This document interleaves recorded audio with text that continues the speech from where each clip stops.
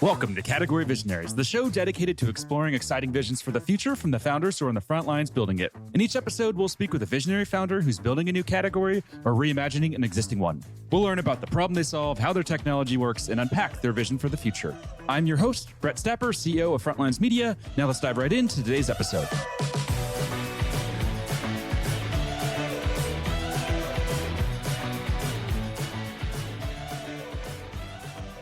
Hey everyone, and welcome back to Category Visionaries. Today we're speaking with John Lee, CEO and co-founder of Vimcal, a calendar productivity tool that's raised $7 million in funding. John, what's going on today?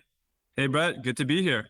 Yeah, super excited to have you here, and I'd love to begin with just a quick summary of who you are and a bit more about your background. Yeah, I'm the co-founder and CEO of Vimcal. Vimcal, I like to tell people, is like your calendar on steroids. So it's designed for super busy people and their teams. Most of our users, if you look at their calendar, it's basically like a giant block of color from morning to night. These are people that schedule a lot of meetings, both internal and external. And for them, they just need a more powerful calendar to get through their workday. And so we've been catering to really busy people like founders, VCs, business owners, and it's spread throughout their organizations. And about a year ago, we launched a second product, which is called Vimcal EA. Vimcal EA is exactly what it sounds like. It's Vimcal, but designed for executive assistants who we see as the Navy SEALs of calendar users. So we're really designed for the more premium, more complex scheduling cases.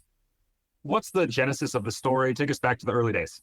Yeah, the early days, we did not start out as a calendar company. My co-founder, Mike, and I, we actually started working on nights and weekends on an augmented reality company.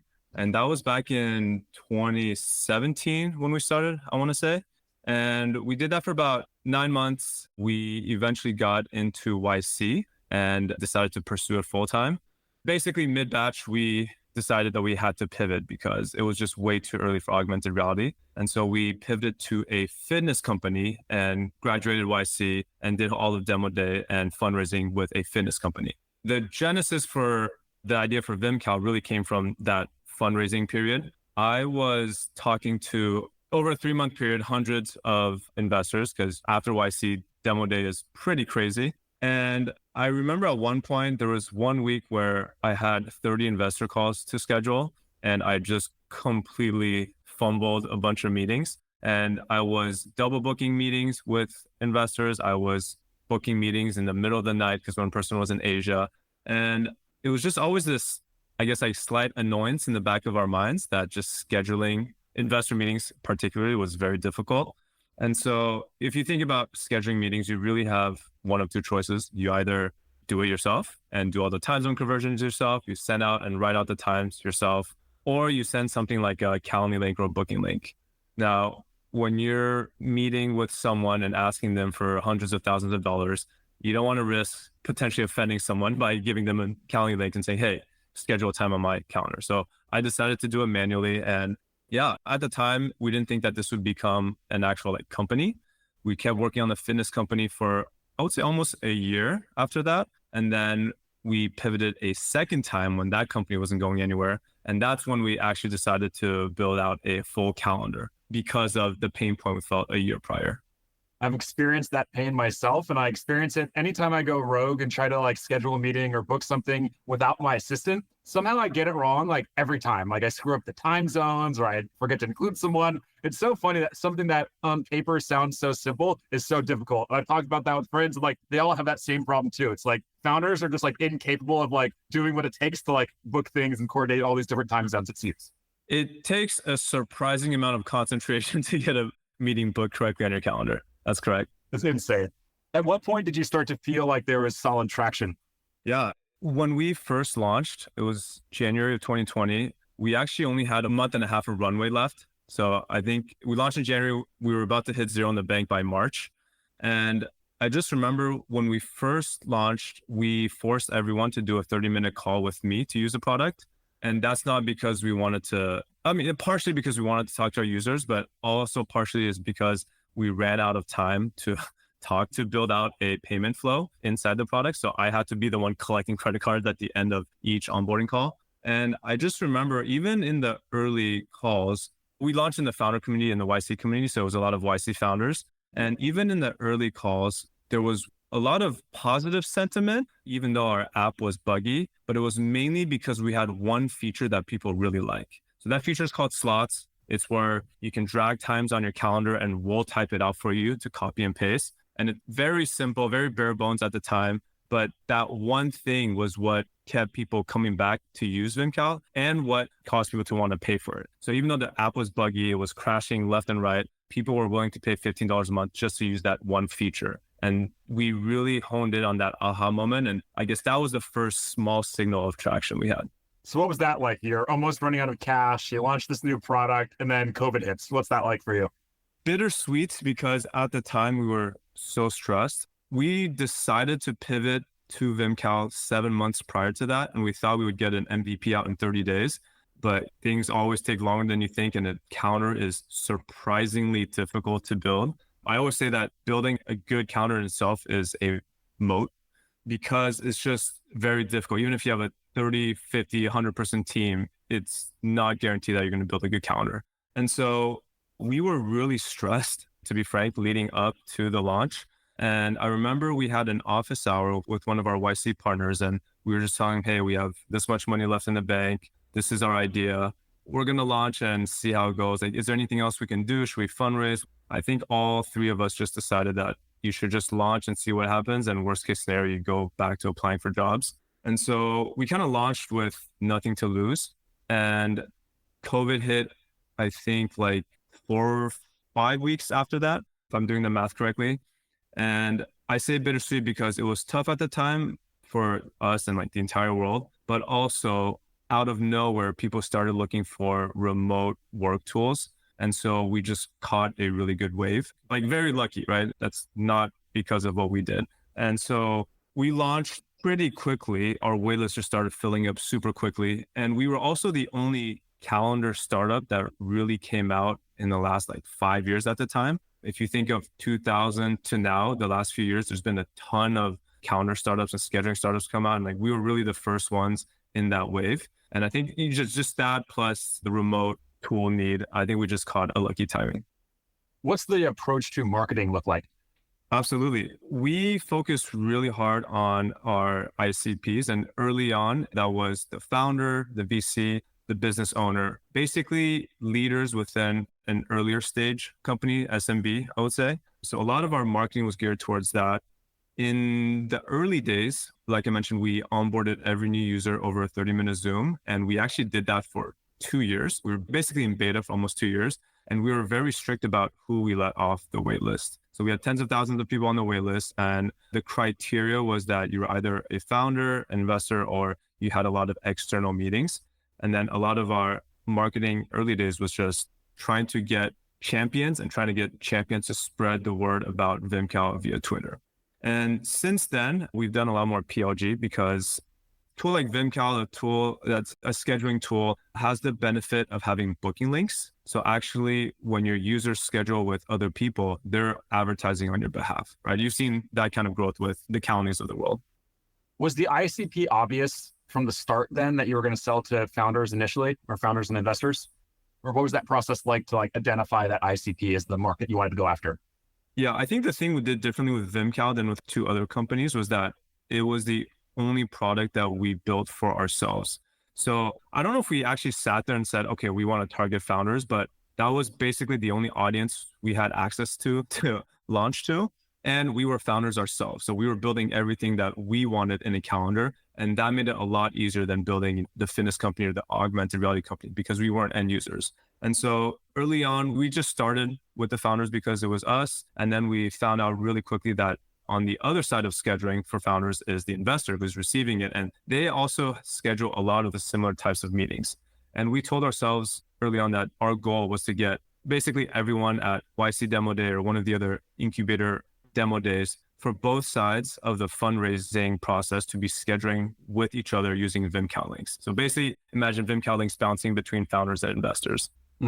Makes sense. Why do you think the calendar space has been so sleepy? Why was there no innovation? Why were there no new startups coming out?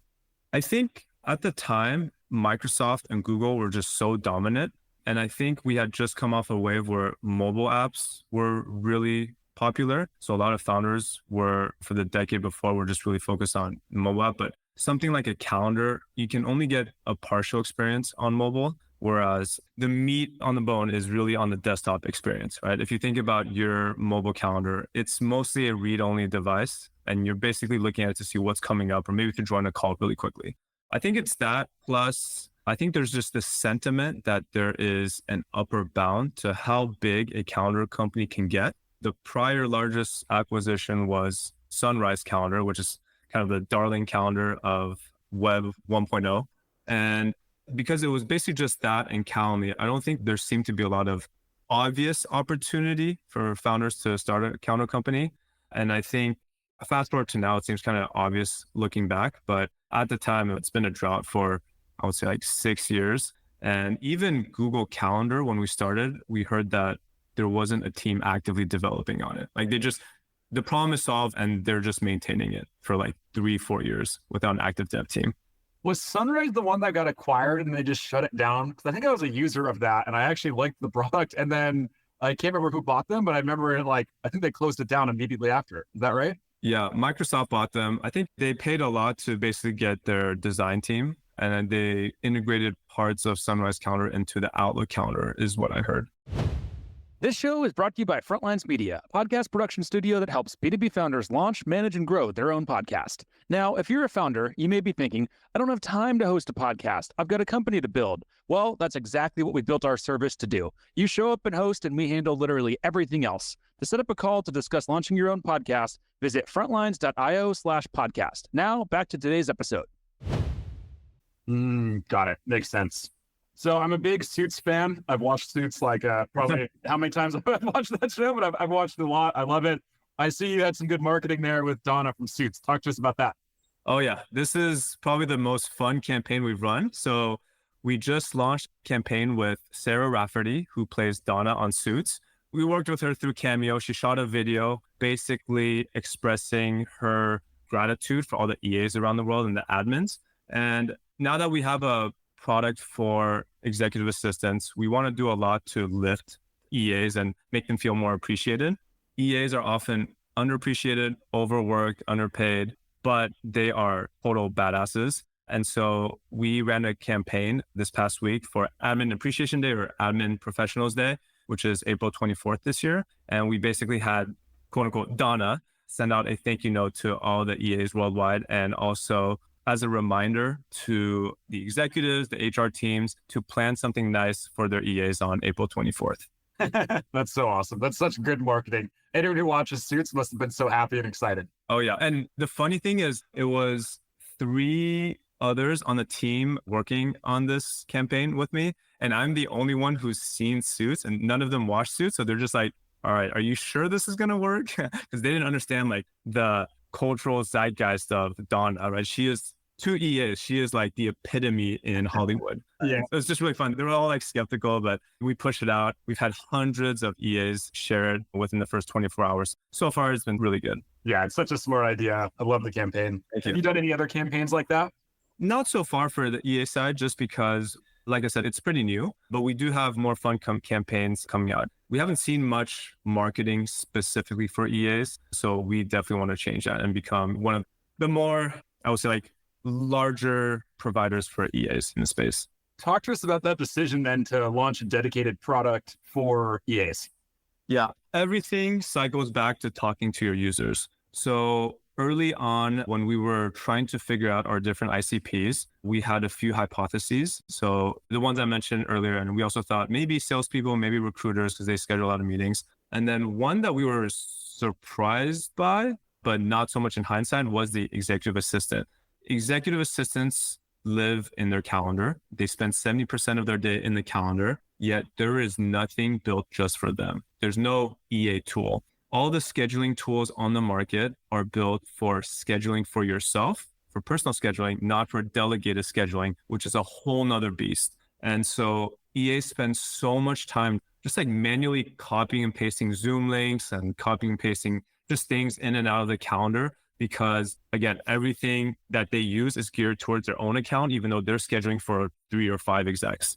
And there was just so much friction, so much wasted time using these tools. And so we always knew in the back of our minds that we would build something specifically for executive assistants. It was just a matter of timing because we were a small team. And so the EA product was actually in beta for over a year as we tested slowly, but we just weren't ready yet to actually launch. And so we finally launched a year ago, and we're really building vertical SaaS for EAs and just going into a new category. So a lot of our go-to-market this year is focused entirely on the EA market. How do you even reach EAs? Unlike, it's like cybersecurity, or if you're targeting founders, like it's pretty easy to figure out what news they read, what podcasts they listen to. Yeah. For EA, like, is there an eanews.com? Like, where do they get their information from? Like, are there communities, all that? Yeah, there are communities. The great thing is that there are a lot of great leaders in the EA space. So EAs who've done amazing things and then gone off to have their own communities, newsletters. But we do see that the EA market is kind of fragmented and there isn't one source of truth. YC is to startups. Like there isn't that in the EA space. And even within companies, EAs are these lone islands. A lot of their work can be pretty lonely because it's them supporting multiple execs, and they often do work with other EAs, but every EA is supporting someone different. So the vast majority of the day, they're just on their own. So because of that, we want to do a lot to not only bring them together, but also build our own community, our own resources over time for EAs. If you think about your 2024 priorities, what do those look like? Absolutely. Two things. One is really fleshing out the EA product. And at this point, it's basically been out for 2 years if you count the 1 year of it being in beta. So it's already at maturity, but just reaching more EAs and having more features that save them even more time. I would say that's priority number one. And priority number two is building out more team features. Scheduling is a group activity, and the more people that are being scheduled for on a meeting, the more complex it gets because now you're dealing with more calendars and more calendars that those calendars touch. So as the number of people in a meeting grows linearly, the complexity of a meeting being scheduled grows exponentially. And so team and multiplayer features, both for the Vimcal product and the EA product, and then just having a more robust EA product in general. As you think ahead for 2024 or just what's going on this year, like what's keeping you up at night? What are you worried about? That's a great question. I think right now there aren't many software solutions for EAs, but we're seeing more pop up. And so having lived through a very, very competitive space in the calendar space where after we launched, just a bunch of new startups with products that look very similar to ours came out. I don't want that to happen again. So I think we're just kind of racing ourselves to be that de facto tool before someone else beats us to the punch. As I mentioned there in the intro, you've raised $7 million to date. What have you learned about fundraising throughout this journey? Yeah, I fundraised our pre-seed in 2020/2021 when the market was much better. And then I fundraised again for our seed round in 2023, which was completely dried up, if you remember. I would say the main things that really helped in the pre-seed was having a really good demo. So because I was doing the personal onboardings early on in 2020 and 2021, a lot of times I'll get an investor on the call who wants to use Vimcal. And whether it was a fundraising call or a customer onboarding, I always started with the demo. I always show them the product because once you show them the product and they like it, it's a completely different fundraising conversation afterwards because they get it, right? And so that's my advice for pre-seed. For seed rounds, and I guess like beyond, I would say, one, know the main reasons that an investor will say no to you are, and be very honest about them and have really good answers to mitigate that. So for example, one reason we kept getting for rejections early on in the seed round was that a lot of investors thought a calendar company couldn't become a unicorn because you have the Googles and the Microsofts of the world. And so I had to be very clear that in our minds and with our goals, Vimcal is not a calendar company, but we're a meetings company. We help you schedule meetings. We help you manage meetings. So we're more of a comparison with like the Calendlies and the Zooms of the world than the Google calendars or the Outlook calendars. I think halfway through fundraising, once I made that distinction, the meetings became very different. The sentiment was very different. And so I would say that's my number one piece of advice. And then the number two piece of advice would be try to get a lot of traction and growth for the 2 or 3 months leading up to the fundraise. You want to fundraise off of momentum. You don't want to say, oh, we're going to grow in the next 6 months, right? You're going to say, hey, look at our P&L. The numbers are up, up, up. So you better not miss out because someone else is going to want it. And I would say really focusing on the growth numbers leading up to fundraising and just mitigating the reasons you get rejected are the top two things that helped us get through 11 months of fundraising in 2023. If you think ahead for your Series A, what's top of mind? Yeah. Well, as a company in general, we would like to become profitable within the next year. And I do think that that's possible.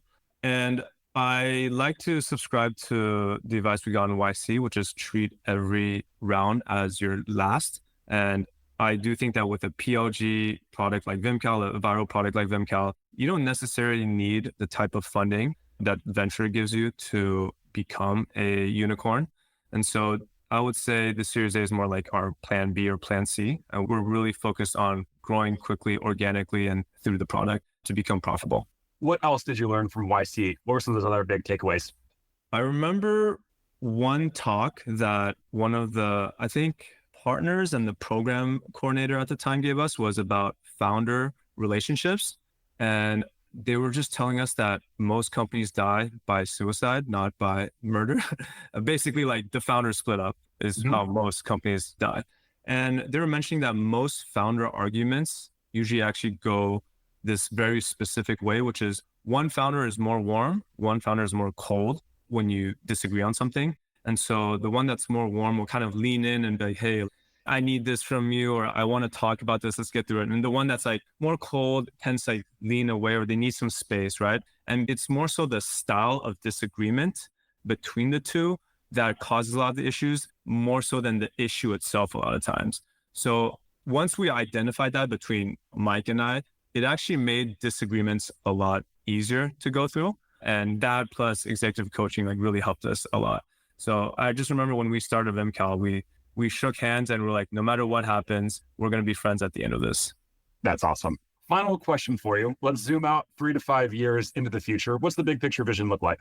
Yeah, I would say we've gotten really good traction in the early stage ecosystem. So again, startups and VCs, and looking forward 3 to 5 years, especially with our EA product, we really want to go big upmarket. So we're building out a sales team now. The EA product is our wedge into large organizations. We want EAs to first use EAs at, Fortune 500, government agencies, et cetera, to use Vimcal EA. And then because of the nature of group scheduling, it will propagate throughout the companies. So yeah, in 3 years, I would love Vimcal to be at the majority of Fortune 500 companies. Amazing. Love the vision. All right, John, we're up on time. We're going to have to wrap. Before we do, if there's any founders listening in that either want to get in touch or want to follow on with your journey or want to test the product, where should they go? Yeah, I'm pretty active on Twitter and LinkedIn, so they can shoot me a DM. Awesome. Thanks so much for taking the time. Thank you so much, Brett. I had fun. This episode of Category Visionaries is brought to you by Frontlines Media, Silicon Valley's leading podcast production studio. If you're a B2B founder looking for help launching and growing your own podcast, visit frontlines.io/podcast. And for the latest episode, search for Category Visionaries on your podcast platform of choice. Thanks for listening, and we'll catch you on the next episode.